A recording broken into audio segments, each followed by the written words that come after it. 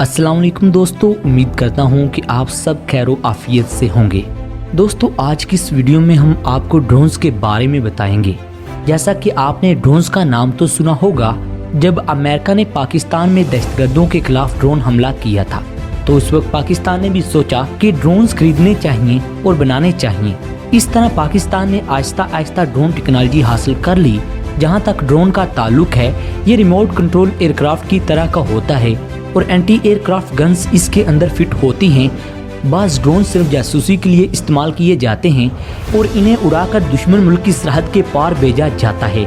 इनके कैमरे होते हैं जो मुख्तलिफ किस्म की तस्वीर लेकर अपने मुल्क वापस आ जाते हैं। ड्रोन्स के अंदर कोई पायलट नहीं होता, ये खुदकार निज़ाम के साथ मुंसलिक होते हैं और इनको ज़मीन से ही कंट्रोल किया जाता है। Target drone, anti aircraft missile और एंटी एयरक्राफ्ट गन्स वगैरह भी इसी मकासद के लिए इस्तेमाल की जाती हैं कि तैयारों को तबाह किया जा सके। इस तरह ड्रोन भी इसी मकासद के लिए इस्तेमाल होते हैं। तो दोस्तों, इससे पहले हम तफसील के साथ पाकिस्तान के ऐसे ड्रोन की बात करें जिससे दुश्मन भी खौफ खाता है। आपसे गुजारिश है कि हमारे चैनल को सब्सक्राइब कर लें और साथ मौजूद बेल के आइकन पर क्लिक कर दें ताकि हमारी हर नई आने वाली वीडियो का नोटिफिकेशन आप दोस्तों को आसानी से मिलता रहे। आप तमाम दोस्तों का शुक्रिया।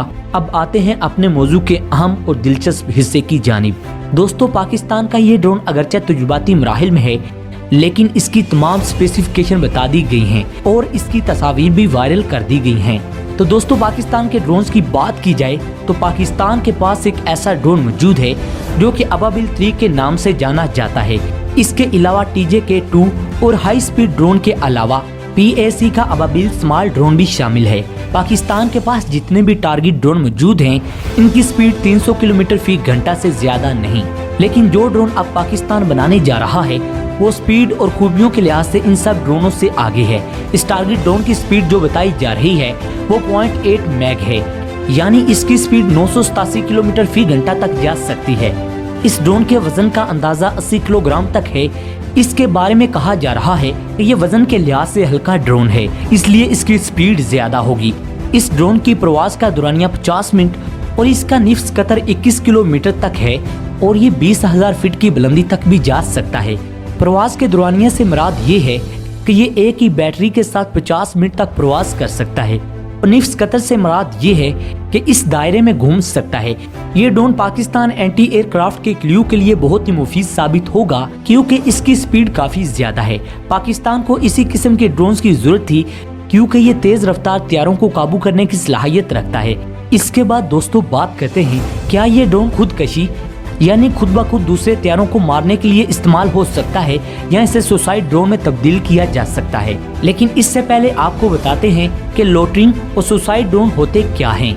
दोस्तों, ऐसे ड्रोन जो छोटे से एरिया में प्रवास करते हैं लोटरिंग ड्रोन कहलाते हैं और ये असला भी साथ ले जाते हैं, इधर उधर घूमते रहते हैं। इनका कैमरा अपने टारगेट को डिटेक्ट कर लेता है तो ये उन पर फायर नहीं करते बल्कि खुद इस टारगेट से जा टकराते हैं, इसलिए इनको सुसाइड ड्रोन यानी खुदकशी करने वाला ड्रोन कहते हैं। और जब ये टकराते हैं तो इनके अंदर जो बारूद होता है वो धमाके की तरह फट जाता है और ये बारूद तबाही मचाता है, दुश्मन के होश उड़ा देता है। इन ड्रोन से दुश्मन को हमेशा से ही खतरा रहता है, इसलिए कि जिस तरह खुदकश दहशतगर्द को पकड़ना खतरनाक होता है और इससे छोड़ना भी खतरनाक होता है, इसी तरह इस ड्रोन को अगर दुश्मन हिट करता है तो ये फटकर तबाही मचा देता है। अगर दुश्मन इसे देखता नहीं या फिर छोड़ देता है तो फिर ये अपने टारगेट को भस्म कर देता है।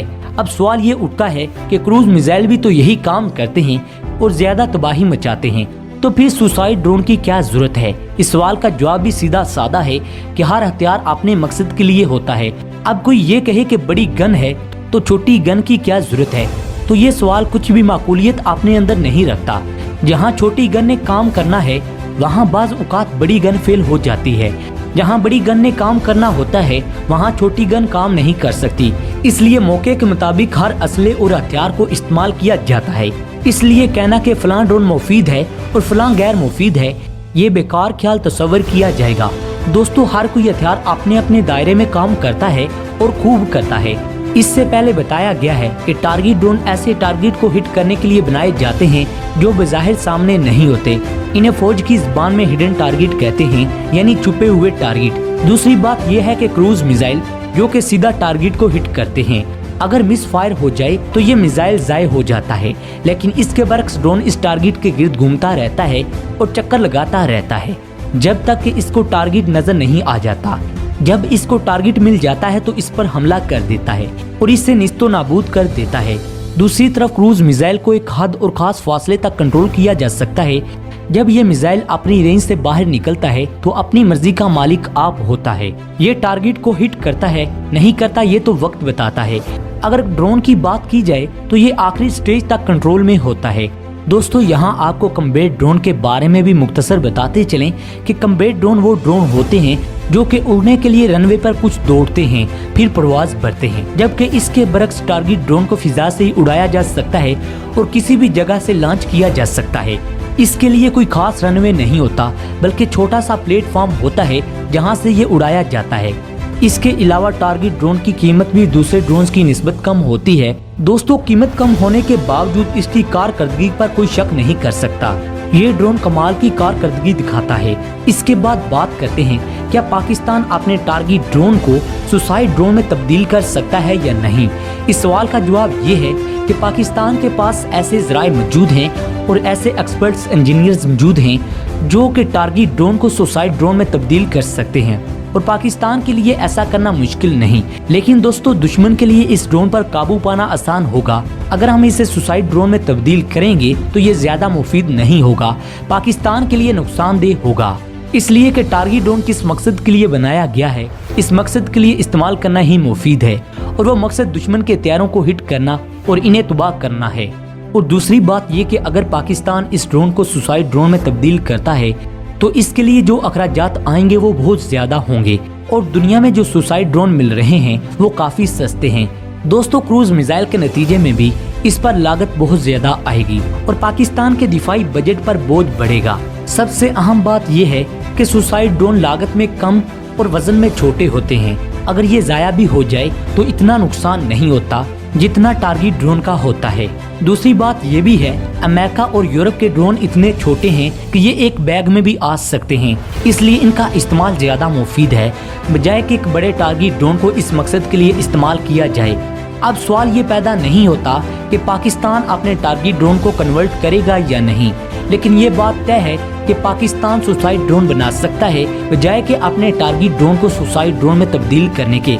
अगर दोस्तों पाकिस्तान ने कामयाबी के साथ टारगेट ड्रोन बना लिया तो इसके बाद पाकिस्तान की यही कोशिश होगी कि वो सुसाइड ड्रोन भी बनाए।